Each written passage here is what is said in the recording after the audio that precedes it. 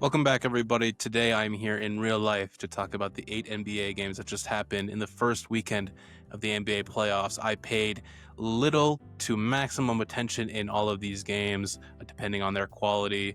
I'd say overall, it was a fine weekend. There were no crazy out of nowhere performances. There were a few close games, tight games. Um, only one road team won in game one. A few blowouts today, especially. But I'm going to talk about first the Orlando Magic. The 8 seeded Orlando Magic beat the Detroit Pistons tonight, a 112-101, in a game that I think really showcased the detriment of Detroit and how obviously I respect them as a 1 seed. Their defense is great, but this is a team that has had the same flaws the entire year and has continued to show these flaws in game one, where Cade Cunningham had 39 points, Tobias Harris had 17 points, and then nobody else had more than 10 points. That's been the story of the season for them so far, is that it really is Cade and nobody else. But not even just that. Orlando, what a crazy last 4 games the Orlando Magic have had, going back to the last game of the regular season in a matchup against the Boston Celtics, where if they won, they would have had the 7 seed and they would have had home court advantage in the first playing game. Boston was sitting out all their guys. Ron Harper Jr., Baylor Shireman cooked them. The Magic just looked defeated in a season of defeat and disappointment. They just looked terrible. And then we get the first play-in game against the Sixers. They look equally terrible. Paulo has one of the worst games. He missed like 15 shots, had 6 turnovers, horrible percentage. Just the offense looked disgusting. Then second play-in game, they played the Hornets. Hornets, everybody, including me, wanted the Hornets to go on. There's a fun, exciting team, turn around their season, all that. And the Magic were just like, you know what? We're going to start playing like our season depends on it, because it actually does now. And they just played some of the best defense they had the entire season. I mean, this is a team that last year was top 5 in defensive rating, and that's why they made moves on Desmond Bane to help offensively. I personally thought that Bane alone was not enough for this team to really change. But it wasn't even just offensively this year that they weren't amazing. Defensively, they really just were not at the same level as last year, which is crazy because the people who were there this year. But anyway, in that second play-in game against the Hornets, the defense just turned up. And now tonight in game 1, 8 seed, this is a team that has completely underachieved, and I think the Pistons, you can say, have overachieved. And they are both young teams, both pretty limited playoff experience. The Magic performed some of the best defense, again, I've seen all year from them. Paolo Banchero played really well. The ball did not stop when it got to him. He made some nice passes. The offense flowed very nicely. Jalen Suggs had one of the best first quarters with 11 points, 3 rebounds, 3 assists, 3 steals. Didn't really score much after that, but a game where just defensively, Wendell Carter Jr., I'm just looking at the stats here, 17 points from him. Desmond Bane, 17 points. Franz Wagner really turned up in the fourth quarter when it was needed. 11 points, 5 of 5. He was perfect in the fourth quarter. And then, like I said, the Detroit Pistons, offensively, there are just too many non-shooters, non-skilled players, non-ball handlers on this team, which is why I was so disappointed in their lack of a trade for any type of upgrade this season. I mean, Dennis Jenkins had to play 22 minutes. He was 1 of 7. Jalen Duren, the big conversation of this game, 8.7 rebounds, only 4 shot attempts. Let me see here just to make sure. He did not take a shot attempt. He's had 1 shot attempt in the second half. That is unacceptable for a guy that was 20 and 10 this year, and the Magic were really able to slow him down.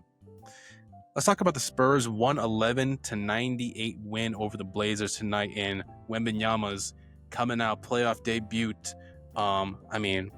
Just first of all, the jerseys, the fan shirts setup that they had going on there with the Fiesta was really sick, really nice. Wembanyama tonight, 35 points, 5 rebounds, 1 assist. Not much else, to be honest, but he was scoring in bunches.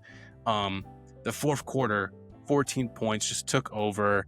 The fact that this guy is such a good 3-point shooter, I know it's been like obvious, like we've seen the growth, the amount of shots he's taken in the past where we were kind of complaining like, hey, this guy's taking too many threes. In his first playoffs game, he shoots 5 of 6 from 3. So, practice makes perfect in that sense. I thought De'Aaron Fox was pretty decent in this game as well. 17 points, 8 assists. Castle, Devin Vassell had a really nice run in the third quarter. 8 points. This team, offensively, they are still pretty young, but it really runs through Wembanyama. Like, it really does. Yeah, it really runs through Wembanyama. And Stephon Castle today, 17, 7 and 7. Good defense as always. However, he had 1 3, 2 dunks, and a floater. That's it. 3 turnovers. Just a little bit weary on that. On Portland's side, I mean, you had Denny Avdia going for 30, 10, and 5. And nobody else really going along for the ride other than Scoot Henderson, 18 points in his playoff debut as well.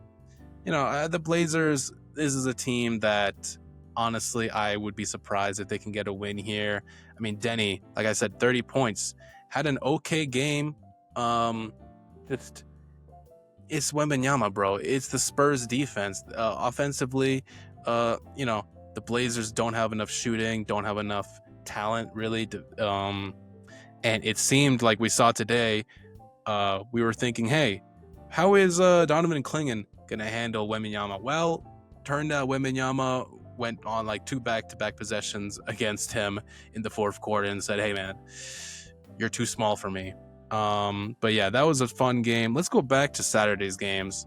And now I get to talk about my favorite team, the Toronto Raptors, in their Game 1 defeat, 126-113 defeat to the Cleveland Cavaliers. Man,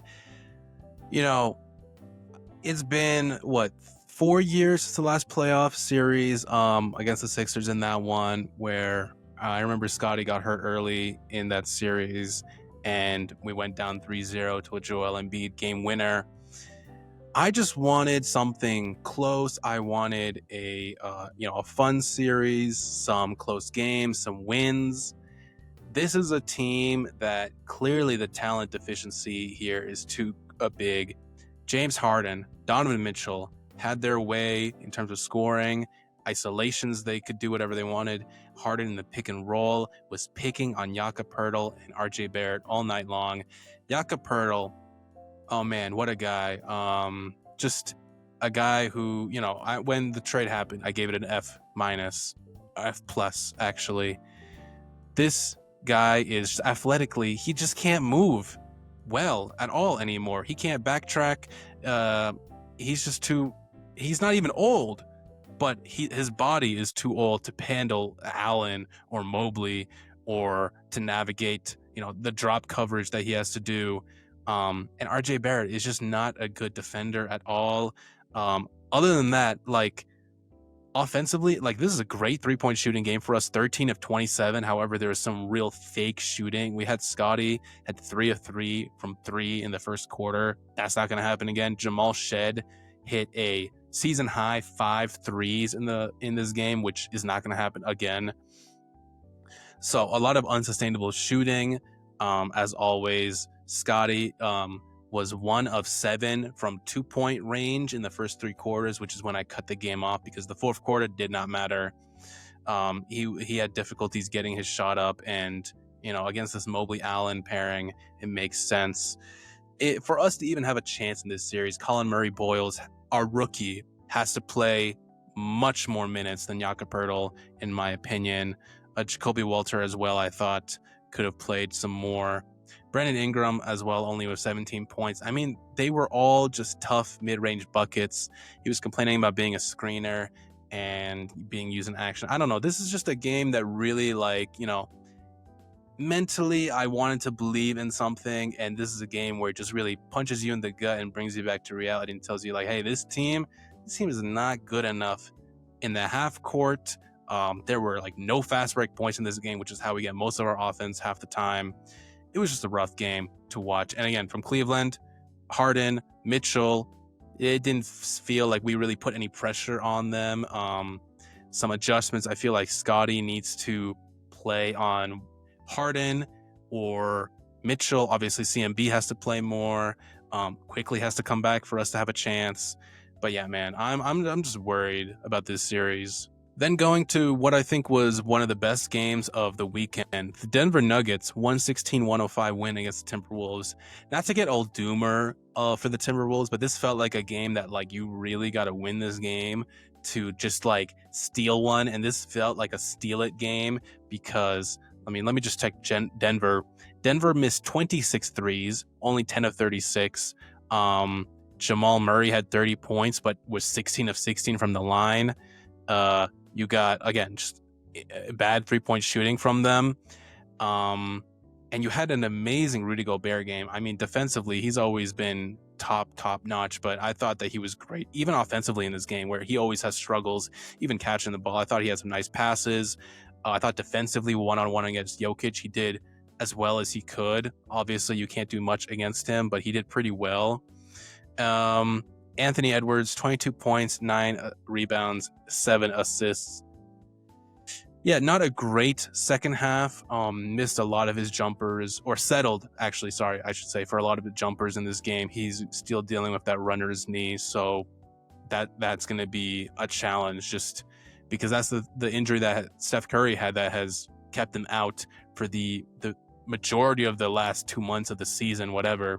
So Ant having this injury really was, hurting his athleticism, getting to the rim. He still got some nice attempts at the rim and whatnot, but he really did settle a lot for some jumpers in this game. And then Julius Randle with just a really bad game, in my opinion, like 16 points, 7 of 16, but just the way they didn't really guard him as well. They didn't guard him at all from three. Some of his drives were pretty bad.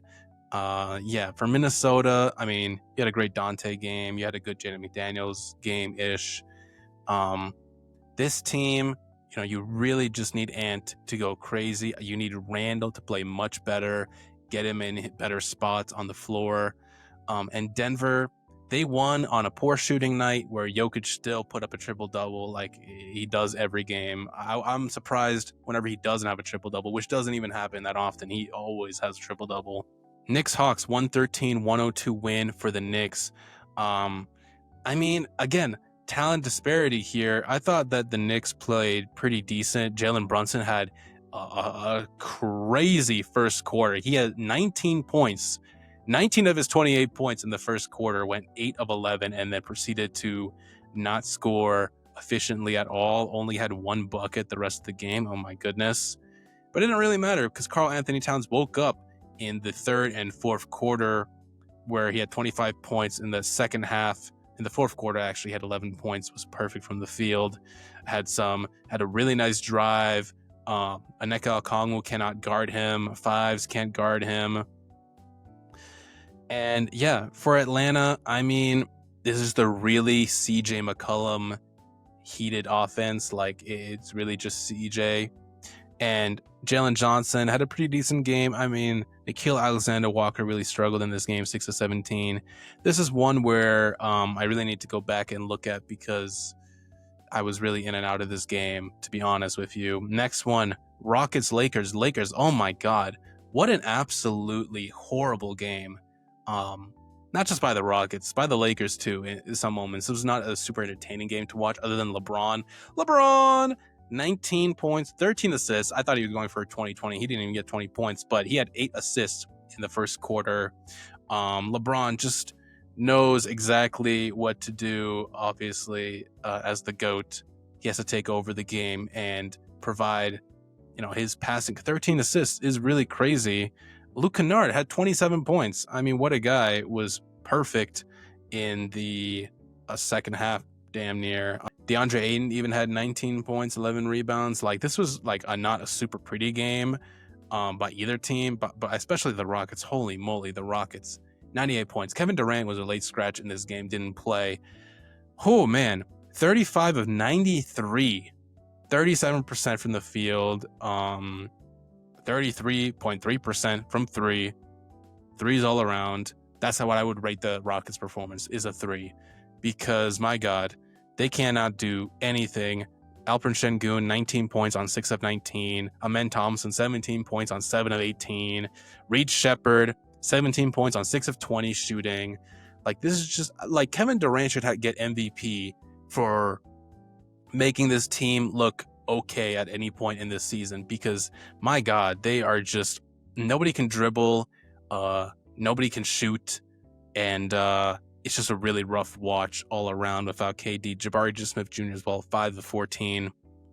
What a game, man. What a game. And to bring it back around on Sunday, I mean, honestly, bro, I took a nap for the second half of Thunder Suns, 119-84. I was watching this game and started the game with my brother. He was like, this could be a fun game. I'm like, yeah, Dillon Brooks, Lu Dort, there could be some shenanigans, as they say. It was just an all-out blitz in the first quarter. A 15-point difference in the first quarter, 20-35. Shea was 5 of 18. He actually missed every single jump shot he had. 15 of 17 from the line. That really doesn't help the Instagram, haters of Shea. But it doesn't matter, man. Their defense, their ability to turn you over, their ball pressure, like, they don't let up on anything. Doesn't make anybody comfortable. Dillon Brooks, holy moly, 6 of 22. Talk about shooting. Devin Booker, 8 of 17. Again, this is a series that should end in 4, honestly. And then again, another one, Celtics, Sixers. I didn't actually watch this game. I wasn't able to watch this game. 123-91. For the Sixers to have even a chance to win a single game in this series, they really need a crazy Maxey performance and a Paul George performance at the same time. That did not happen today. Maxey really struggled inside the arc, was 8 of 20. And then Tatum, Jason Tatum, 25 points, 11 rebounds, 7 assists, 9 of 17 in his first playoff game. Jaylen Brown was fine. I mean, I don't know. I didn't watch this game, but just I can imagine. Well, I was keeping up with it. It was regular Celtics stuff. And just the Sixers, again, don't have enough talent. And yeah, that was the first weekend of the NBA playoffs. Overall, some fun games. Denver Wolves was pretty fun. My Raptors game was heartbreaking, as always. Knicks was fun. Tonight, Orlando was crazy. The fact that they won that game. Spurs, Wembanyama was fun. But overall, some blowouts, some series that, can we just simulate this? I don't want to watch the Sixers play the Celtics again. I don't want to watch OKC just dominate the Suns like this again, because it's even if they win one game, it really doesn't mean anything to me. If Devin Booker drops 50 and wins a game, that's going to be very exciting. That's going to be super fun. That's going to be wow, it's 1-1. It's not going to matter. The Suns are not going to win another game. If Maxey and Paul George go for 80 points together, they both score 40. Wow, that is a crazy game to watch. It's not going to matter for the series outcome. So just like that, only one road team won.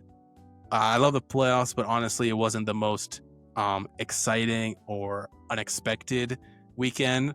But going forward, I'm excited for tomorrow. I mean, there's Nuggets, Wolves, Raptors again. We got Hawks, Knicks again. I think the Hawks can play better with some adjustments. I think the Raptors need to play better, or else you'll never see me again. And yeah, guys, thank you for watching, and goodbye.